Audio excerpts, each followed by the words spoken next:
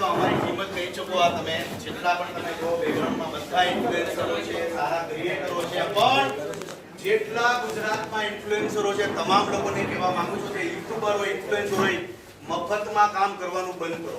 Very good.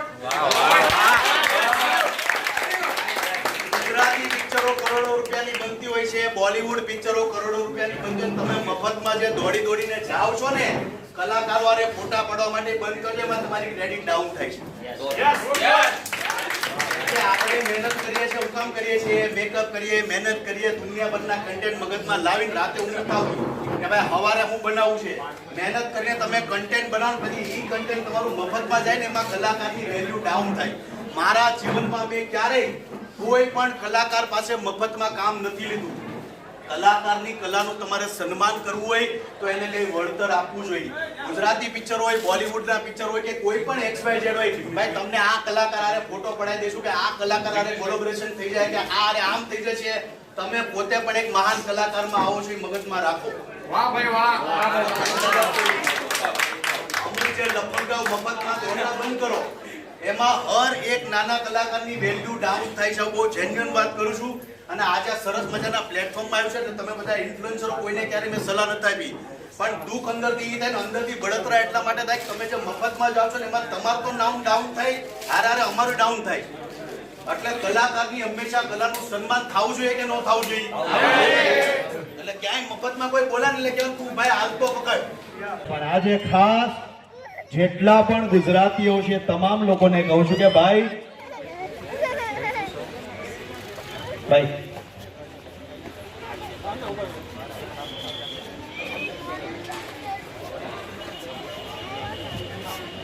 પહેલા તો red and white ના જેટલા ઓનર હોય આવી જાય અહીંયા.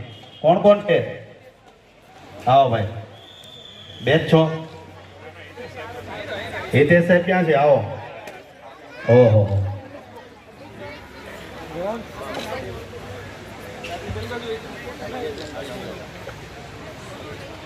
ભાઈ પહેલા તો આ જે યંગ, ડાયનેમિક, સાહસિક, આમ તો યંગસ્ટર કહી શકો, એમના માટે જોરદાર તાળી દઈએ ભાઈ. એનું કારણ છે કે ભાઈ સુરતની અંદર સાહસ કોઈ ખેડી શકે તો એ ગુજરાતી છે, ને ખાસ તો અમારા યંગસ્ટર લોકો જે સાહસ કરીને સુરતને, ગુજરાતને આગળ લાવવામાં પ્રયત્ન કરે છે. અને ખાસ એજ્યુકેશનમાં જે લોકો માનતા હોય એવા લોકો સાથે હું પહેલા જોડાવાનું વધારે માનું છું. એનું કારણ છે કે ગુજરાતની અંદર જેટલા પણ વિદ્યાર્થીઓ એજ્યુકેશનમાં આગળ આવશે, ભણવામાં આગળ આવશે, સ્કિલ ડેવલપમેન્ટમાં આગળ આવશે, એટલું જ ગુજરાત સક્ષમ બનશે. હું એવું નથી કહેતો કે ગુજરાત સક્ષમ નથી, પણ હજી પણ મજબૂત ગુજરાતને બનાવવું હોય તો એજ્યુકેશન મહત્વનો પાયો છે. હું આહવા જાઉં, ડાંગ જાઉં, આદિવાસી વિસ્તારોમાં જાઉં છું, દર શનિ રવિ વિદ્યાર્થીઓની પાછળ મારો સમય ખર્ચું છે. એનું કારણ છે કે આજમાં ખૂણે ખૂણે એમના એજ્યુકેશન સેક્ટરો ચાલે છે અને ખાસ સમાજ માટે સારું કરે છે. નો ડાઉટ પ્રોફિટ મેકિંગ કરે છે, પણ જેના મા બાપ એક્સપાયર થઈ ગયા હોય, જે ગરીબ હોય, જે જરૂરિયાતમંદ હોય એવા લોકોની ફી પણ નથી લેતા. ભાઈ એમના માટે જોરદાર તાળી થઈ જાય. બાકી ગુજરાતની અંદર ધંધા તો બધા કરે છે, બિઝનેસ બધા કરે છે, કરોડો રૂપિયા બધા કરે કમાય છે, પણ હંમેશા કહું છું કે કદાચ ગુજરાતની અંદર બિઝનેસમેનો કરોડો રૂપિયા કમાતા હોય, જમીનો લેતા હોય, બંગલા લેતા હોય, એપાર્ટમેન્ટો ચણતા હોય, પણ 5 રૂપિયા ગરીબો પાછળ નો વાપરતા હોય તો એ પૈસા કઈ કામના નથી.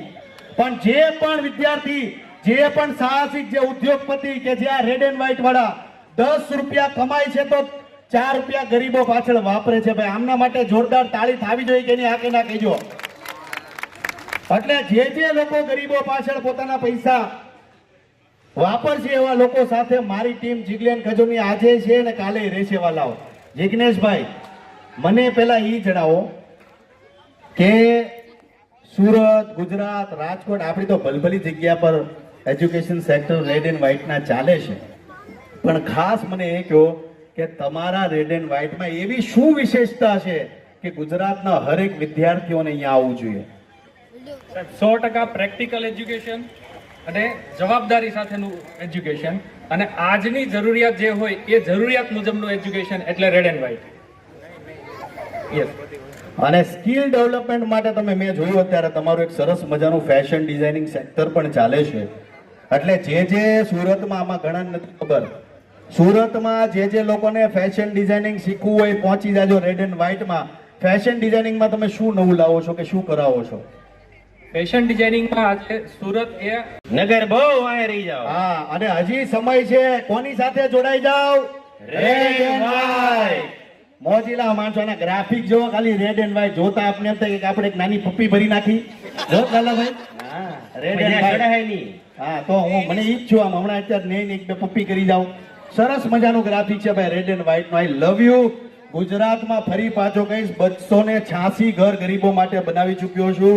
287 માં ઘરનું આજે પ્લાસ્ટર ખુલી રહ્યું છે અંબાસણ ગામમાં. મહેસાણાના અંબાસણ ગામમાં 287 નંબરનું ઘરનું આજે પ્લાસ્ટર કરવા જાઉં છું.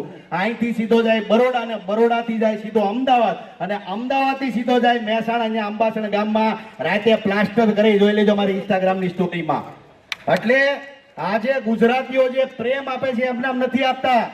હા, હંમેશા કહું છું કે ગુજરાતીઓ ક્યાંય નમતા નથી. નમે છે ગુજરાતીઓ, પણ જ્યાં જ્યાં નમે છે ને એને દિલથી ને એની હારે લાગણીથી જોડાય છે. અને તમે બધા મારી હારે કોઈ કલાકાર તરીકે નથી જોડાણા, મારી હારે લાગણીથી જોડાણા છો.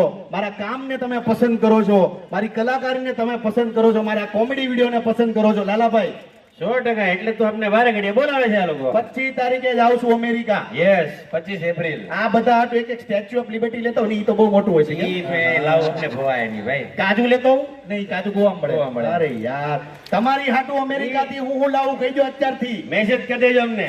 ઇન્સ્ટાગ્રામમાં મેસેજ કરજો. પાછા સ્ટેચ્યુ ઓફ લિબર્ટી મગાવતાની બહુ મોટી હોય ટ્રક લઈને ક્યાં જાવું અમે? હું લાવું? એટલે અમે શીગમ લાવી? બોલો, મારા હાડે શીગમ ખાવી? બોલો, હે કેરી તમે શીગમ આયા મળે? ચોકલેટ. ચોકલેટ. લાલાભાઈ ચોકલેટ લઈ ચોકલેટ આવજો. તો અહીંયા એટલા ભરૂચમાં મળે. ભાઈ નહીં નહીં લાલાભાઈ દિલથી મંગાવ્યું છે. સુરત વાળા છે ને તડકામાં આપણી હાટુ આવ્યા છે. જો ચોકલેટ ડન. હાલો ભાઈ ચોકલેટ તમારી આટલું લાવવાનો છું. આઈ લવ યુ સુરત વાળાઓ. અત્યારે તડકો છે. ફરી પાછો તમામ લોકોને કહું છું મારા વાલાઓ, ગરમી છે અસહ્ય. આઈસ્ક્રીમ અહીંયા આવ્યા છો તો 3-4 ખપકારી જ નાખજો. ઘરનું જ છે આપણું, બરાબર? એટલે મુંજાતા નહીં. અને ઘટે તો ફોન કરજો જિગ્નેશભાઈ ને. હાલો, ચાલુ છે ને આઈસ્ક્રીમ? તો કઈ ઘટે નહીં ભાઈ, દિલદાર લોકો છે. હાલો, એક સાથે બધા બોલશું જય માતાજી, જય શ્રી કૃષ્ણ.